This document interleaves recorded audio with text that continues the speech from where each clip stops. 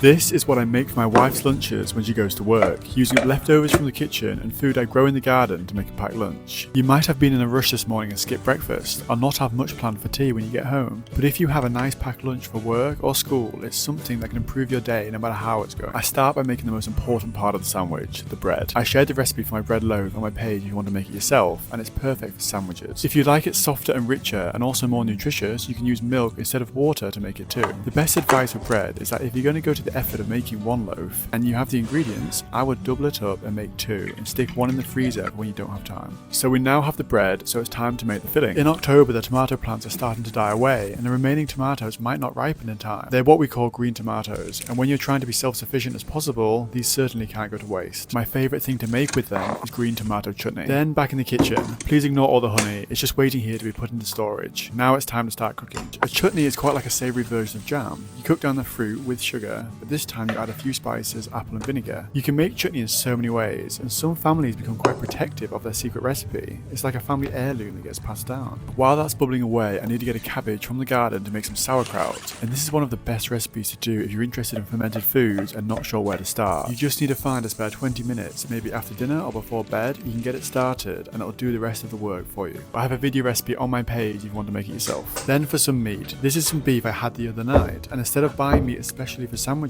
I just put a little bit aside from what I've had for dinner. Now it was time to put my sandwich making to the test. Growing up, this is my favourite sandwich, essentially cheese, tomato and chutney. The cheese I'm using is similar to cheddar, but it's completely wrapped up in stinger nettles and left to age. Now, the difference between an average sandwich and the best one you've ever had is about the attention to the small details, particularly plenty of sauce. This sandwich is cheese, the new chutney I made, pesto, fresh tomato and cured ham. Of course, I had to slice into it to show you guys, but I rewrapped it and popped it into her lunchbox. The second sandwich, which I'll save for a packed lunch later in the week, is focaccia bread with the gherkins you saw me preserve in the summer, with mustard, mayonnaise, rocket and sauerkraut. The point of home cooking is to improve the quality of your life more than the effort it requires to do it, and that's always the case with a good sandwich. Her lunch is looking good so far, but it needs a little lunchbox treat. So I made some cookies to balance it out. We all want cookies to be thick, extra chocolatey and easy to make, so I created a recipe that does just that, and I shared it in the caption below. I always make sure to keep a box frozen in the freezer so I can get them out whenever I need some baking quickly. We prove every day that food is a language of love, because it's one of the few things we can put all our effort into, but instead of wanting to keep it to ourselves, we have this overwhelming desire to want to share it with those around us, or give it to someone else. And for the person receiving it, no food tastes as good as when someone else has made it for you.